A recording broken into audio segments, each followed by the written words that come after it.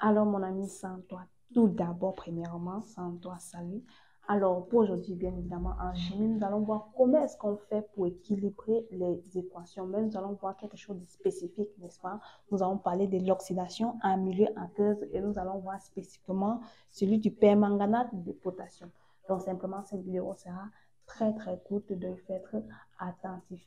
Alors, nous avons ceci et ce côté-ci. On sait que l'équilibre nous ramène en troisième. On dit lors d'une réaction, n'est-ce pas, la quantité des réactifs est égale à la quantité des produits. La loi de Lavoisier. Ça veut dire, lors d'une réaction chimique, rien ne s'égale, rien ne se perd, tout se conserve. Alors simplement, si rien ne se perd, rien ne s'égale, ça veut dire la même quantité, n'est-ce pas, d'éléments ici doit être la même chose ici, c'est-à-dire le même nombre d'éléments, n'est-ce pas, ou d'espèces chimiques. C'est-à-dire que si on retrouve ceci ici, on doit retrouver exactement la même chose ici. Donc, alors nous allons commencer. Pour commencer, n'est-ce pas, lorsque nous sommes en oxydation, pour commencer, on commence d'abord par tous les atomes différents de celui d'oxygène et de l'hydrogène. Donc, nous allons commencer par le permanganate. Là, on a le Mne et on a le Mn. Donc là, l'indice ici, c'est 1. C'est pour ça que ça, on prend pas la peine de mettre. Donc, on a le Mn1, Mn1. Donc là, c'est équilibré.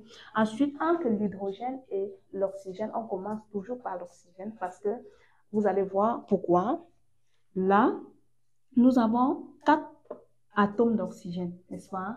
Ici, ce que vous devez comprendre, c'est que les atomes d'oxygène, dans ce cas spécialement, s'équilibrent avec les molécules d'eau. Donc, si on a 4 eaux, on va ajouter autant de molécules d'eau qu'il y a d'oxygène dans ceci. Donc, on a 4 eaux. Donc, ici, on va ajouter plus. Donc, ici, on va ajouter plus 4 H2O, n'est-ce pas? Donc, on aura la 4O et 4O. Donc, c'est maintenant ici. Pourquoi est-ce qu'on ne commence pas par les hydrogènes? Parce que s'il va falloir équilibrer les hydrogènes, ensuite revenir sur les oxygènes, vous voyez clairement que si on équilibre l'oxygène, il y aura rajout, augmentation des H, n'est-ce pas? Maintenant, on regarde maintenant le côté des H. Donc, ici, il n'y a pas de H. Ici, il y a des H. Il y a combien? 4 et 2. Donc, ici, on a 2 fois le quotient stoichiométrique 4, ce qui donne 8. Donc, on va équilibrer ici. Et maintenant, en chimie, dans ce cas-ci spécialement, les atomes d'hydrogène s'équilibrent avec les protons H+. Donc, on va ajouter autant de protons H+, qu'il y a d'atomes d'hydrogène. Donc, ici, il y a 8. Donc, nous allons avoir 8 H+. Maintenant, on peut dire que c'est équilibré sur le plan, n'est-ce pas, des atomes. Mais c'est un peu bizarre parce que ceci, le proton H+ ne se balade pas dans la nature comme ceci, il est toujours relié à une molécule. Et cette molécule, c'est la molécule d'eau. Alors, simplement, autant de protons H+ il y en a, nous allons rajouter autant de molécules d'eau. Donc, nous allons mettre plus 8H2O. Et là, si on rajoute de ce côté, pour ne pas déséquilibrer l'équation déjà équilibrée, nous allons rajouter la même quantité de l'autre côté, plus 8H2O. Là, maintenant, on peut sommer. Donc, on aura le MnO4 2- plus le 8H. Le H6 plus le H6, ça va faire 3H. Donc, ça va donner le H3O+. Donc, on aura le 8H3O+, qui va donner le Mn2++. Donc, on a 4 molécules d'eau plus 8 molécules d'eau. Ce n'est pas comme ici qui s'additionne. Ça, c'est différent de ceci. Donc, là, on a 4 molécules d'eau plus 8 molécules d'eau. Ça donne 12 H2O. 12 molécules d'eau. Maintenant, sur le plan des atomes, nous sommes déjà équilibrés. Maintenant, il faut regarder le plan des électrons. Parce que on dit qu'une équation est électriquement neutre lorsque on a affaire à l'équilibre aussi des électrons. Donc là, nous avons 2 électrons négatifs et là, c'est 8 électrons positifs. Ceci multiplie jusqu'à la charge. Donc nous avons 2 électrons négatifs plus 8 électrons positifs. Ça va faire, il reste ici 6 électrons positifs. N'est-ce pas? Ici, il nous reste 6 électrons positifs. Là, nous avons 2 électrons positifs. Donc, ce qu'il y a à faire, c'est qu'on ne peut pas rajouter. Donc, ce qu'il y a à faire, c'est quoi? On ne peut pas venir rajouter les électrons ici. Donc, pour pouvoir équilibrer ça, on va retirer le nombre d'électrons pour que ça soit équilibré ici. Donc ici, étant donné qu'il y a ici 6 et ici il y a 2, ici il nous faut 4, n'est-ce pas? Donc on va venir retirer 4 ici. Donc ça va donner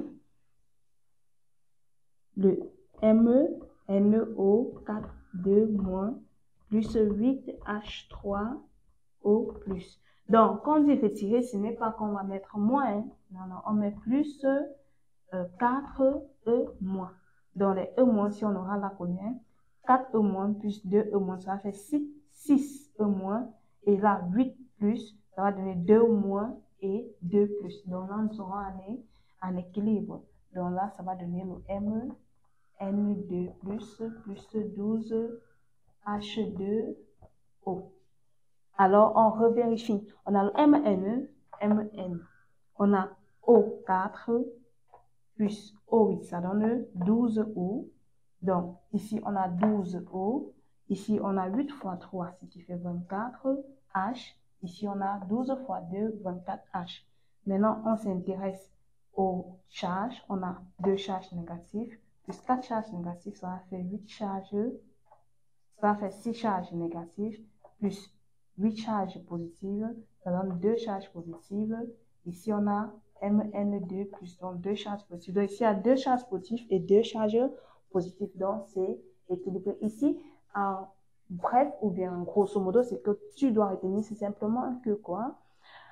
En chimie, dans le cas des oxydations, les atomes d'oxygène s'équilibrent avec les molécules d'eau et les atomes d'hydrogène s'équilibrent avec les protons H+. Et maintenant, dans le cas des protons H+, ils ne se baladent pas comme cela dans la nature.